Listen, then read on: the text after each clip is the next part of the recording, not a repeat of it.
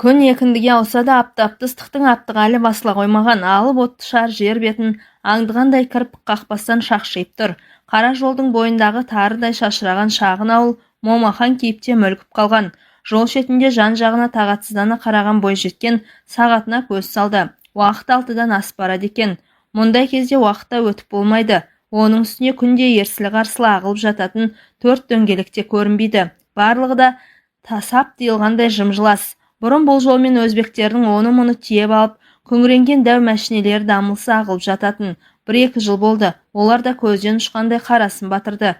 Енді ауыл тұрғындары үшін кім келер екен деп, екі көз төрт болып қара жолдың бойын торуылдау әдетке айналды. Оны да қазіргі шопырлар қалаға дейін ала кет десең, әкесінің құнын сұрайды. Сымбат тықыршыды. Уақыт болса зырғып өтіп барады. Сағат 20 минуты кем 7. Бүгін демалыс, қалаға барып жуынып шайынып жақсылап демалып ертең университеттегі сабағына бару керек. Оның үстіне аптаның аяғында Алматы қаласына барып докторантураға емтихан тапсырмақшы. Ғалым жолын қуамын деп жүргенде жасы 30-ға келіпті. Ең кемі 35 жасқа дейін докторлық диссертациясын қорғап алса, содан соң ерге шығып бұйырса 1-2 перзент сүйсем деген арманы тағы бар. Көзіне қара жолды қапталдай ұшып келе жатқан жеңіл машина шалынды. Қыз қуанып кетті. Бұйырса бүгін жолым болады екен деп ойлады. Апыл-ғұпыл қол көтерді.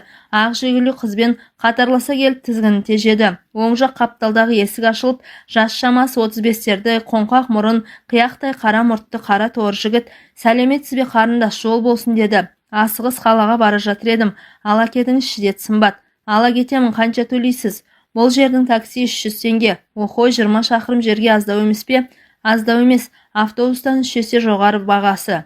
Мақұл, отырыңыз, жолшыбай, келісерміз. Жігіт талдырмаш денелі, ашаң бойлы, аяқ қол балғадай ақсары қызға сені қайдан көрдім дегенде тесіле қарады.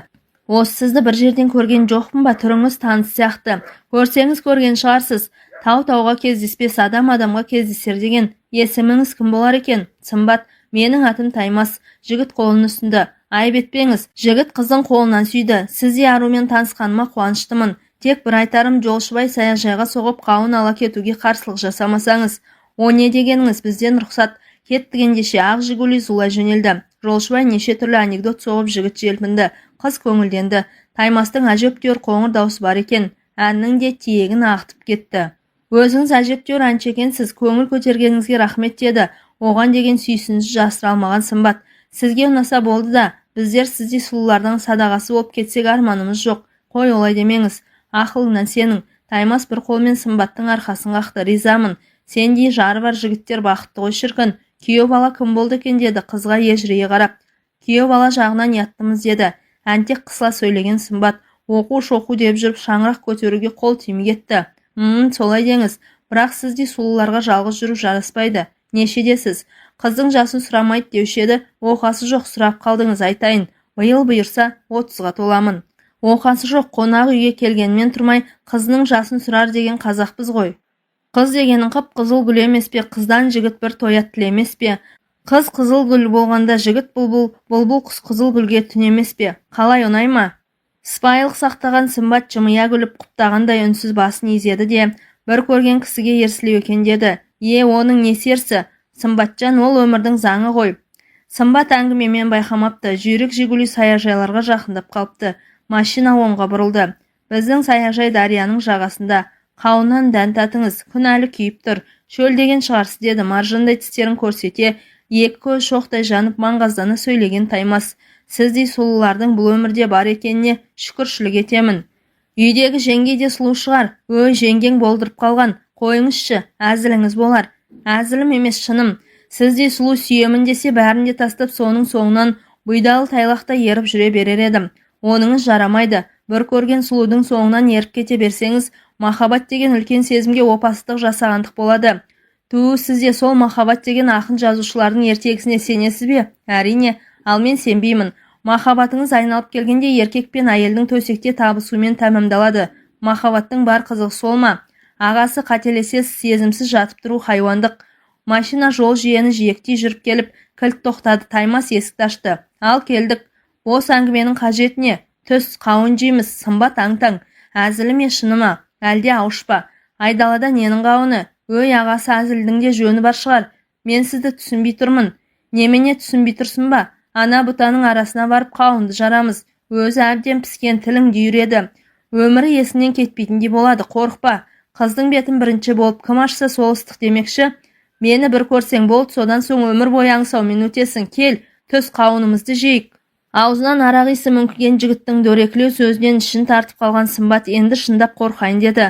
Мынау алаңғасар күні бойы қауын деп қақсап өзі келекелеп тұрғандай ма қалай сөйлейді. Ей жігітім, аспандағы еттің сасығын-ай демекші, есек дәмең зор екен, піскен қауын жегін келген екен, жегізермін.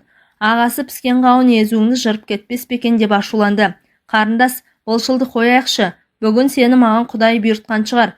Таймас ыржалаңдаған қызға қарай қолын созды. Қойыңыз, жынды суды ішіп алып, құтырмаңыз, тартыңыз қолыңызды. Ашуланған Сымбат жігіттің қолын қағып жіберді. Бейбастыққа көнбеймін, ұят болады.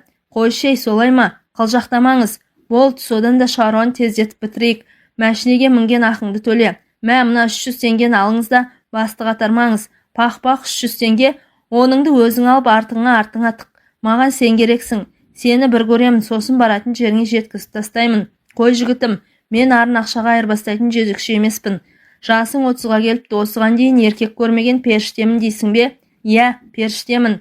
Онда тіпті жақсы, қазір тексереміз. Жігіт қолын соза бергенде Сымбат оның жағынан шапалақпен тартып жіберді. Ятсыз, тарт қолыңды. Сымбат дереу есікті жапқысы келген, бірақ үлгере алмады. Жүзі өрт сөндіргендей түтігіп кеткен Таймас қызды қос қолмен екі иығынан қапсыра құшақтап, сүйрей-мүйрей жерге алып ұрды. Сен маған ұрғанды көрсетейін. Ұрған олай болмайды, бұлай болады. Таймас жерге қолын тіреп, орнынан көтеріле берген қызды кіндік тұсынан тоқпақтай жұдырығымен қойып жіберді. Ой, оқыс жұдырық, ыңқ етіп көзінің оты жарқ ете алған Сымбат ішін басы төрт бүктетіліп керелеңдеп қалды. Сол мезетте арт жағынан келген жігіт шалқ қимылдап, қыздың шәйі көйлегін басына қарай көтеріп тұрып жіберді. Бөксесі жалтыраған Сымбат тыпырлады да қалды. Бұл кезде Таймастың қолы іш киімге қарай жылжыған. Қыз бар күшін жиып аяғын артқа қарай қатты сермеп бір тепті. Қатты тепкі өкпе тұсынан тиген жігіт шалқасынан түсті. Іле-шала басына түрілген көйлегін қайта киіп үлгерген Сымбат жиде-жиденің арасымен зытып ала жөнелді. Жерге бір аунап түскен Таймас та тұра сала, бәрібір менен құтыла алмайсың сен қаншық деп қыздың соңынан тұра жүгірді. Ышқынған қыз жиденің үсті басын жырғанына да, көйлегінің жыртылғанына да қарамастан дарияға қарай төтелей берді. Тұла бойын ашу буып ызаланған Таймас та қалар емес, қызды ақыр ұзатпады. Қалың жидеге жете бері шап беріп көйлегінен ұстап алды. Жібер оңбаған. Қыз қайырылып жігітті қос қолмен төмпештеді. Өлсем де арымды таптатпаймын. Сол кезде Сымбатты өзіне қарай оқыстан тартып қалған жігіт қыздың кіндік тұсынан күріздей жұдырығымен тарс еткізіп соғып жіберді. Талдырмаш дене кескен теректей сұлап түсті. Көзі қанталап ентіге аласұрған Таймас қыздың көйлегін түріп іш киімін сыпырып тастап, үстіне жүрелей шөкті де ауының түймелерін асығыс ағыта бастады. Асау екенсің, мініс көрмесең көрмеген шығарсың, қазір мінеміз деп қыздың екі аяғын ажыратам дегенде қайта тірілген Сымбат екі аяғын айқара қосып алып, оңбаған бетсіз қара бет деп ашын айқайлап қос қолдап жігіттің бетін тырналады. Әғаншы қаныңды ішемін. Таймас жылан көргендей орнынан атып тұрып қызды тепкінің астына алды. Шашы уда-дуда болып ақ шаңдақта аунаған қыз төрт бүктетіліп ыңырсып көзін тарс жұмған күйі сылқ етіп қозғалмастан қалды. Былқ-сылқ еткен қызды екпетінен аударып, оның жарғақтаған домалақ бөксесін алдына өңгере шөккен жігіт ойындағы арам ойын іске асыруға кірісті. Бейне бір алып қара құс ақ қоянды жәукемдеп жатқандай басы кекшендеп, өз қызығы өзімен болып ала сүрді. Бұл кезде күні бойы төңіректі тымскілеп тұрған алып қызыл шар да жер бетіндегі арсыздықтан ұялғандай қысылып қымтырыла, үн-түнсіз бетін басып ұясына еніп бара жатты. Сымбат есін ауруханада жиды, бірақ қанша ойласа да қайда келіп, қайда тұрған есіне түсіре алмады. Қос жанары жаутаңдап төрт қабырғаға қарай берді, бірақ қайда жатқанын білмейді. Ауық-ауық көзіне жалаңыштанып алып, өзіне қарай төніп келе жатқан қара мұртты адамның сұлбасы елестейді. Сондай кезде Сымбат жанын қоярға жер таппағандай дірдектеп, апа деп шыңғырып жібереді де сәлден соң бұл дүниені түгел ұмытқандай бір нүктеге қадалады да мелшиіп отырып қалады. Сымбаттың қалада атбекен болып істейтін апасы бүгін тағы келді. Өткен жолы сіңілісінің ауыр халде жатқанын көріп жан дүниесі күйзеліп кеткен еді. Бүгін бас дәрігермен көзбе-көз сөйлесіп, жағдайды оның өз аузынан білуге ынтықты. Әйтпесе күні кеше ғана университетте сабақ беріп, докторантураға түсуге дайындалып жүрген сіңілісінің аяқ астынан зорлықтың құрбаны болып, меңдуана жегенде меңіреу күйге түсуі жанына тыныштық бермей жүр. Бас дәрігер өзінде екен. Сәлеметсіз бе? Сіздің уақытыңыз болса оңаша сөйлесейін деп едім. Көзілдірікті бас дәрігер қарсы алдында тұрған жас келіншекті көріп абдырап қалды. О тоба, адам мұншалықты бір-біріне ұқсай береді екен-ау. Төрлетіңіз. Әлгі бізде емделіп жатқан Сымбаттың апасы емессіз бе, деді бас дәрігер. Содан аумайды екенсіз. Құдды бір судың тамшысындай. Жобаңыз дұрыс. Сымбат екеуміз егізбіз. Үлкені мен боламын. Менің атым Қымбат, деді. Өте жақсы, мені Мейірман аға десеңіз болады. Құлағым сізде, қарындасым. Мен сіңілім туралы сөйлесейін деп едім. Қалай, ол толық сауығып кете ала ма? Бұл өте қиын мәселе. Оны уақыт көрсетеді. Біз қолдан келгенше емдеп жатырмыз. Алайда Астанадан білікті дәрігерлер шақыртқанды дұрыс шығар. Қыз есте сақтау қабілетін жойған, жүйке ауруына ұшыраған, жағдайы қиын. Біз арамызда ұрып соққан, оның үстіне зорлаған, бәрі де сол айуандықтың салдары болар. Бас дәрігер көзілдірігін түзеп қойды. Ішкі құрылысына көп зақым келген. Полиция қызметкерлеріне айтылды. Олар бұл іспен айналысып жатыр. Дұрыс қой, бірақ Сымбат есін жиып, әлгі зорлықшының түр-түсін айтпайынша оны табу да мүмкін емес. Білмесем де шамалаймын. Менің шамалауымша зорлық Дарияның Бозарқаш өңірінде болған сияқты. Полицияға сол жерде егін егіп жүргендер хабарлаған. Олар халі ауыр Сымбатты бізге әкеліп салды. Одан кейінгі жағдайды өзіңіз көріп отырсыз. Сонда қанша уақыт емделу керек деп ойлайсыз? Ол уақыттың еншісіндегі шаруа. Қыз әуелі есін жиып, өз-өзіне келуі тиіс. Асықпайық, аптықпайық. Оқиға қалай болған білесіз бе? Сіңілім есін жинай ала ма? Дәрігер ойланып қалды. Шынымды айтсам, сізге пәлен уақыт емделеді деп кесіп айта алмай отырмын. Оған кешірім сұраймын, және бізден қолдан келгеннің бәрін жасап жатырмыз. Қымбат бас дәрігерден көңілсіз шықты. Жүрегі құрғыр, сіңілісінің жағдайы тым ауыр екенін бірден сезді. Сымбат өте әсершіледі. Денсаулығы түзелгенмен ақыл ойы бағыттап отыратын басы бұрынғыдай жұмыс істеп кете ала ма, жоқ па? Қымбаттың санасын осы бір қорқынышты ой тұсаулап тастағандай, үмітсіз шайтан дегендей, сіңілісінің екі аяғына мініп кетуін тілеген Қымбат біресе аурухана, біресе жұмыс, біресе дәріхана деп зыр жүгірді. Жатса да тұрса да Құдайдан осы еңбегім қайтса екен деп, 12-де бір гүлі ашылмаған тетелесім әрі сыңарым тезірек жазылып кетсе екен деп тіледі. Әйтсе де, пенденің ойлағаны бола ма? Ауруханада өзіне өзі келе алмай, көзі жәудіреп, осы бір арымдығы мен аярлығы мол тазалығынан гөрі бұлғанышы көп, мына дүниеде не болып жатқанын түсіне алмай, пұшайман болып жатқан Сымбат арада бір жет өткенде дүние салды. 30 жылға толар-толмас ғұмырында айналасындағыларды періштедей тірлігімен тәнті еткен қыздың өмірден ерте кеткеніне оны білетіндер қатты қайғырды. Адамға титтей арамдығы жоқ, барынша ақ көңілде аңқылдақ жанды білетіндер күңіреніп кетті. Әркім өз лебізімен білдірді. Біреулер өмір гүлінің қауызы енді ашылып келе жатқан жас ғалым еді, періште еді, перінің құрбаны болды деп егілді. Екіншілер қайран Сымбат айдында аққу іспеттеді-ау, жердегі қатыгездіктен шошынып, зеңгір көкке ерте ұшып кетті-ау десті. Үшіншілер ақ сұңқарымыздан айырылдық, ол мына фәни жалғанға симай кетті-ау деп тебіренді. Төртіншілер бейкүнә қыздың арын таптаған арсызды қара жер тартсын, Құдай тағала оның зауалын берсін деп қарғады. Амал қанша, адамның тілегі болған ба? Көлінен безіп кеткен аққу оралмады, қолдан шығып кеткен ақ сұңқар тұғырына қайтып келіп қонбады, ол мәңгілікке кетті. Қыз Сымбатты білетін әрі сүйетін жүректерде пендешіліктен асқақ періштенің пәк бейнесі ғана қалды.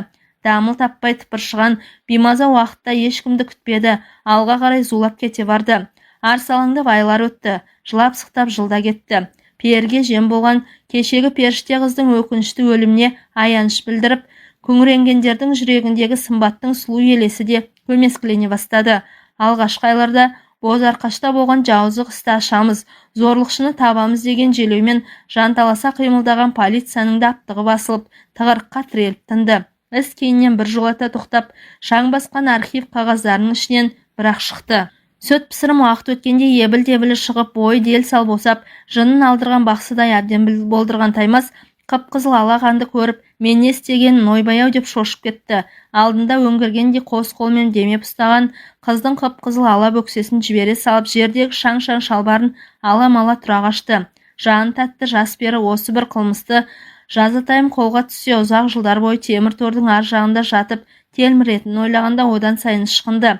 Талай қыздың бітеу қауынын жарып, жолын ашып тәнтіккен Таймастың тойымсыз тұмсығы алғаш рет қара тасқа тигендей болды. Тауаны қайтып, тауы шағылып, енді арты бір уыс болғандай, қолдары қалш-қалш етіп ақ жигулиді әзер оталдырды да, іңірдегі апақ-сапақты пайдаланып жым-жылас тайып тұрды. Жұмыста да берекесі болмады. Дүниесі ағыл-тегіл келіп жатқан фирманың байлығы да онша қызықтырмайтын сияқты ма қалай? Қолмен істегенді мойнымен көтеруге жүрегі дауаламады. Жан азабына ұшырап, мұның соң не болар екен? Құтылам ба әлде тұтылам ба деп елегізіп, иненің ұшында жүргенде ішкен ірің, жегені желім болды. Бұрын қыз біткен еркекке төсек болу үшін жаралған деп ойлаушы еді. Сол ой іс жүзінде солай болып шығатын. Небір жеті жылтырағандар Таймастың ақ шаршы фирмасында жұмыс сұрап келгенде төсек тесер жалаңдап жата кететін. Сонда талай-талай шүйке баспен мауқын басқан Таймас басқалар да сондай шығар деп ойлайтын. Сөйтсе қателесіпті. Бұған осы кезге дейін төсек болып жүргендер күн көрсін қамы үшін арын ақшаға айырбастаудан да қашпайтын ұрғашылар екен. Бір фирманы ашса алақанында жұмса жұдырығында ұстап, боқ дүниені оңды-солды шашып байлықты белден кешіп жүрмес Таймас төбесінен жай түскендей болды.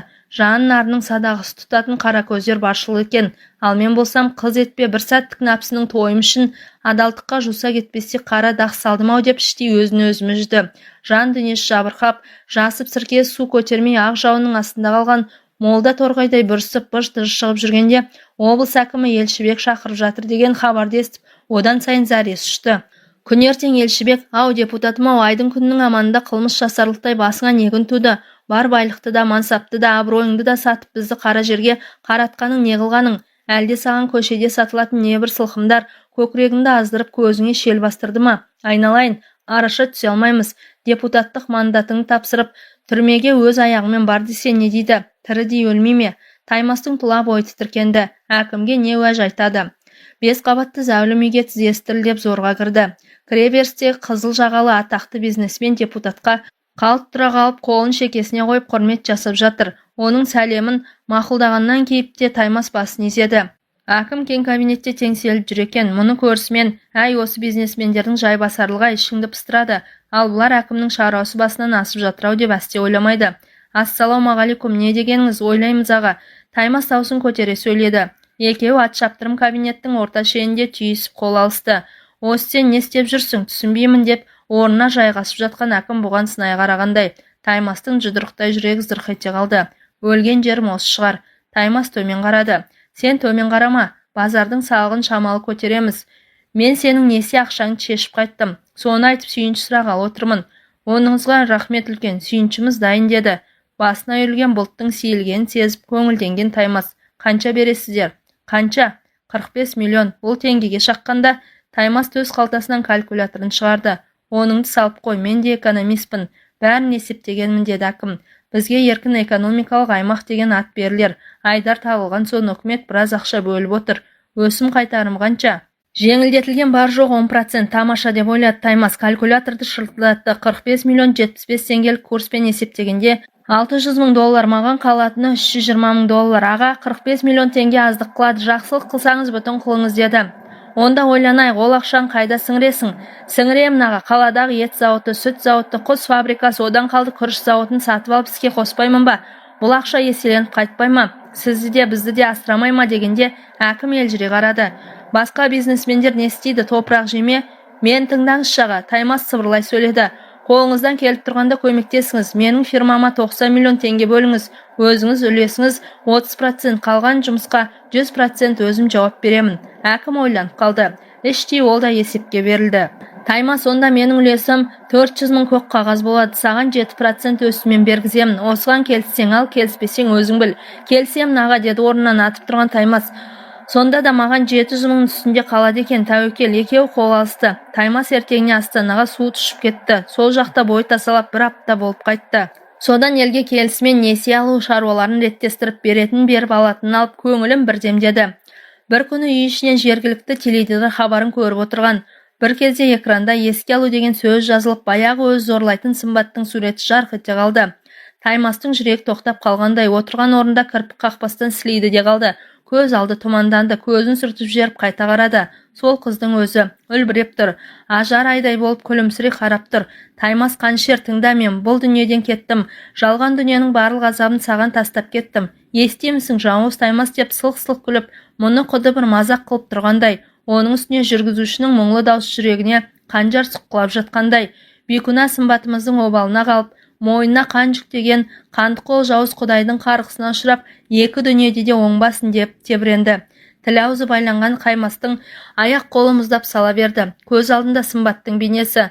Таймас басын қос қолдап ұстап орнынан тәлтіректей тұрды. Мойнына қан жүктеген қанды қол жауыз Құдайдың қарғысына ұшырап екі дүниеде де оңбасын. Теңселді, көз қарауытты. Бетін басып, екпеттей жатып қалды. Арада тағы бір жылдай уақыт өтті. Өзін қанатының астына алып, қамқоршы болып жүрген әкім Елшібек Астанаға министр болып кетті. Шамасы баяғы долларлар қызметімен өсірді деп ойлады Таймас. Өмір өзгеріп жатты. Доллар теңгені жалмап қойды. Бұрын 75 теңге бағаланған доллар шарықтай өсіп құны 140 теңгеге дейін көтерілді. Таймастың шақшадай басы шарадай болды. Баяғы несиеге алған 90 миллион теңгені банкі доллардың құны өсті деп екі есеге жуық көтеріп жіберді. Содан қалай құтылу керек, басы қатты. Сол екі ортада парламент сайлауы да келді. Балапан басына тұрымтай тұсына жеткендей алашапқын басталды. Алашапқыннан Таймаста қалмады. Парламент мәжілісіне өзі ұсынып депутаттыққа кандидат болып тіркелді. Сайлау өткен күні жүйкесі жұқарып ұйықтай алмады. Таңға жақын көзі ілініп кеткен екен. Түсінде баяғы Сымбатты көрді. Сымбат Таймастың ішін жарып операция жасап жатыр. Әуелі сенің жүрегіңді алмастырамын, содан соң миыңды. Жылап жатып оянып кетті. О тоба, зауал деген осы шығар. Кешегі сайлауда ақшаны оңды-солды шашып елге күлкі болғаным да соның қарғысынан шығар деп тұла бойы тіксінді. Сол күннен бастап ұмытылды ма деген Сымбаттың бейнесі көз алдынан кетпей-ақ қойды. Оның үстіне баяғы несие бөлген банк те қыса бастады. Қолда барлық қозғалмайтын мүліктерін хаттап мөр басып кетті. Таймастың шаруасының қыры қашып, өзі азып тозып берекесі кетті. Оның үстіне қайда барса да қорқыттың көріндей болып Сымбат қыздың бейнесі көз алдынан кетпей қойды. Дүниеден түңіле бастады. Соңғы кездері соңынан сұм ажал қуып жүргендей өлетін шығармын деп қорыққан Таймас ішкілікке бой ұра бастады. Бір күні Мерседеске мініп, басы мәңгіріп келе жатқанда жол шетінде тұрған тірі Сымбатты көріп шошып кетті. Баяғы түсім тегін емес. Бұл қыз о дүниеден жүрегім мен миымды алмастырғалы келген шығар деп зәресі тәсібіне кетті. Жын ба, шайтан ба, әлде елес пе? Бас жетпеді. Содан көзін уқалап жіберіп жол шетіне тұрған қызға қайта көз салды. Баяғы Сымбат менің жанымды алу үшін келген екен деп газды басып қалғанда зу ете қалған машина қарсы келген КамАЗдың астына кіріп кетті. Аялдамада автобус күтіп тұрғандар шу ете қалды. Ойбай-ау, өлді-ау ана байқұс, өлді-ау. Анталаған жұрт айра-жайра болып жатқан КамАЗ бен Мерседестің жанында үймелеп қалды. Көше бітеліп, көліктер қаңтарылды. Көпшіліктің солай қарай еңселгенін көріп, әуестік жеңген адвокат қымбатты жақындап барған. Мыж-мыж болған Мерседестен бет аузы қан жуып кеткен. Біреуде 2 адам зорға дегенде суырып алды. Скорый шақырыңдар, скорый. Біреудің жарықшақтанып шыққан даусы жиналып тұрғандардың денелерін тітіркендірді. Бет аузын қан жуып, дірдек қаққан жігітті әлгілер көтеріп әкеліп, жолдың шетіне жатқызды. Осы жерде жол апатына ұшыраған бейшараның кім екенін білгісі келген қымбат жігітке жақын барды. Көзін зорға ашқан Таймас қарсы алдында тұрған Сымбатты көріп, кешіріңіз деп ықылға атып көзін жұма берді. Сәлден соң ышқынған скорый да келді. Қолына шағын шабадан ұстаған ақ қалатты жігіт жол шетінде жатқан Мерседестің жүргізушісінің екі көзін айналдыра көріп шықты. Одан тамырын ұстап басын шайқап, поздно, он ушел в тот мир деп орнынан тұрып кетті. Жалко, какой молодой, ой, жалко деді қымбаттың қасында тұрған егде әйел. 2 жылдан бері өзінің сыңарынан айырылған аққудай сезініп жүрген қымбаттың жүзін ащы жас жуып кетті. Бір жағынан жігітті аяды, екінші жағынан менің сыңарымды өлтірген жауыздың да Құдай зауалын берсе кәнеки деп кіжінді. Өмірді қорлауға бола ма? Болмайды. Бұл бешараның ажалы тағдырдың жазуынан болды. Ал менің Сымбатымды адам атын жамылған айуан өлтірді. Қымбат Алла тағаланың сіңілісінің арын аяққа басқан арамзаны алдына әкеліп, кешірім сұратып жанын жаһанамға жібергенін сезбеген еді. Қымбат машина іздеді, үйіне жету керек. Бүгін Сымбатты еске алатын күндері. Тағдыры аянышты сыңарының бақилық болғанына 2 жыл толатын күн еді. Қымбат әлгі жігіттің өлерінде қиналып жатып, не үшін кешірім сұрағанын түсінбеді. Мүмкін ол байғұс бұл дүниеден көпірліктер үшін кешірім сұрады ма екен деп ойлады. Таймас өлер алдында Қымбаттан емес, баяғы өзі азар берген Сымбаттан